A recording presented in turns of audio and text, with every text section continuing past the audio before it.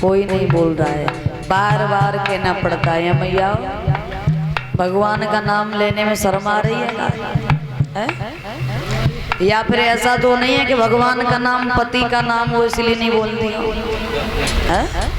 होता है क्योंकि माताएं पति का नाम नहीं लेती हैं, पति का नाम लेने से पति की उम्र घट जाती है, शायद इसलिए नहीं बोल रही हैं। कभी कभार हो जाता है। एक समय की बात बताएं परीक्षित महाराज, अभी हम 27 तारीख को मेरे ही गांव के पास में बल्लीपुर में कथा चल रही थी। एक बड़ी बूढ़ी अम्मा थी, रोजाना कथा सुनने के लिए आया करती थी। कैसी थी अम्मा जी? हमारे पास हम बैठी हैं, ऐसे ही कर रहे हैं, मुँह में दांत ना है, पेट में आंत ना है, हवा पास हो ही जाते हैं। तो एक अम्मा रोजाना कथा सुनने के लिए आया करें, पर लेकिन उनसे जब बुलवाया करें तो ताली तो बजा दिया करें, पर लेकिन बोला नहीं करें। हमने कहा अम्मा क्या बात है, कुछ गड़बड़ है क्या? पहले तो हमने ये सोचा हो सकता है ये गूंगी हो इसलिए नहीं बोलती हो, पर लेकिन जब विराम कथा हुई, आरती हुई और प्रसाद बटा तो अम्मा सबसे पहले पहुंच गई। लला मैं गैया कड़वे के लिए खड़ी है, ऐसा कर मुझे पहले प्रसाद दे दे। हमने सोचा अम्मा तो बोल रही है, गूंगी तो नहीं है, पर लेकिन भजन क्यों नहीं बोलती हैं? मेरा घर से ही आना जाना था, तो मैंने अम्मा को बुलाया, कहा अम्मा एक बात बताओ, जब कथा में हम तुम पे भजन बुलवाते हैं तो बोलती क्यों नहीं हो? ताली तो बजा देती हो। कथा का 6वां दिन था तो कहने लगी बेटा देखो बोल तो दिया करेंगे, पर लेकिन जब आपने रामचरित के मानस में बोला उस समय हम आए नहीं, इसलिए चलो कल हम बोलेंगे, कुछ रामायण में से थोड़ा बहुत बोल देना। मैं ठीक है कोई बात नहीं, कल बोलेंगे, आज तो नहीं। क्या आज तो खैर कथा विराम होगी, आप कल बोलना। मैंने आना, बोले हाँ बिल्कुल आएंगे। अब भैया वो अपने घर चली गई, हम अपने घर चले गए, और 7वें दिन वो समय अनुसार जब कथा के टाइम 2 बजे पहुंचे तो अम्मा सामने ही बैठी दिखाई पड़ी। और भगवान की कृपा से हमें मालूम था नहीं, उनके पति का नाम था देवकी नंदन। देवकी नंदन पति का नाम था, और लड़का कोई था नहीं उन पे, एक ही बिटिया थी, बिटिया का नाम था रंभो। तो पति का नाम देवकी नंदन है। हमने की अम्मा देखो कल आपने एक बात कही थी कि रामायण में से कुछ बोलना, चलो आज से हम 2 मिनट के लिए बोलें, इस रामायण में से जरूर बोलेंगे, पर लेकिन आपको बोलना होगा। बोले ठीक है बेटी हम बिल्कुल बोलेंगे। तो हमने तुरंत ही रामायण खोली और बोलने लगे। हमने की अम्मा बोलो, और हम क्या कहने लगे कि काली मर्दन कंधन कंदन देवकी नंदन तुम शरण।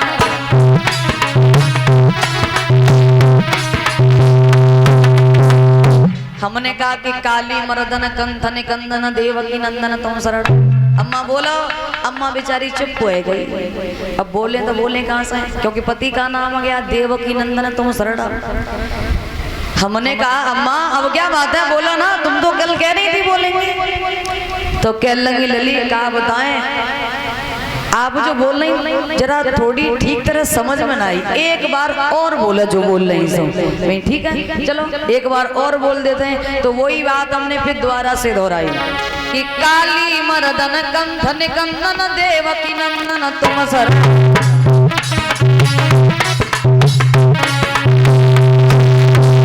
अम्मा बोलो, अम्मा बेचारी फिर चुप। अब बोले तो बोले कैसे? हमने की अम्मा क्या बात है? बोले बोल तो दिए, पर लेकिन एक थोड़ी दिक्कत है। कहा क्या? जो तुम अपन बोले के साजबाज बंद कर लेती हैं वो बंद मत करियो, हम बोलेंगे वो मन सुनियो। हम समझ गए इसका मतलब है कि दाल में कुछ काला है। अब जगह मालूम पूरी दाल ही काली है। हमने कहा ठीक है चलो आप हम बोलेंगे तब आप बोलना, पर लेकिन हम सुनेंगे नहीं, हम भी बड़ी चालाक रहे उनसे। तो हमने की ठीक है पहले हम बोलते हैं उसके बाद आप बोलना। तो वही बात हमने फिर से दोहराई, काली मर्दन कंधन कंदन देवकी नंदन तुम शरण।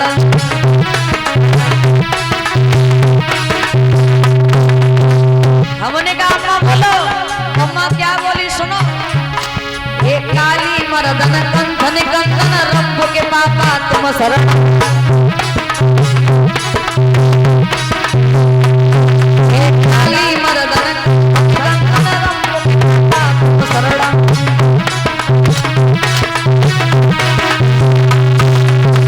हमने तो कहा कि काली मर्दन कंथ निकंदन देवकी नंदन तुम शरणम।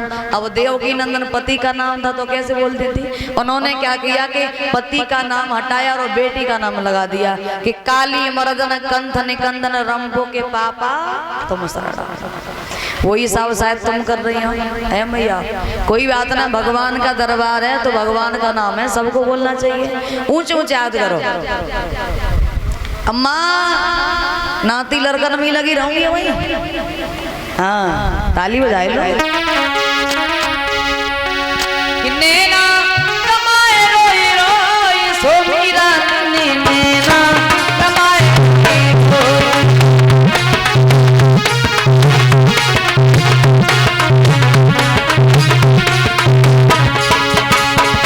सो मीरा नैना कमाए रोई रोई।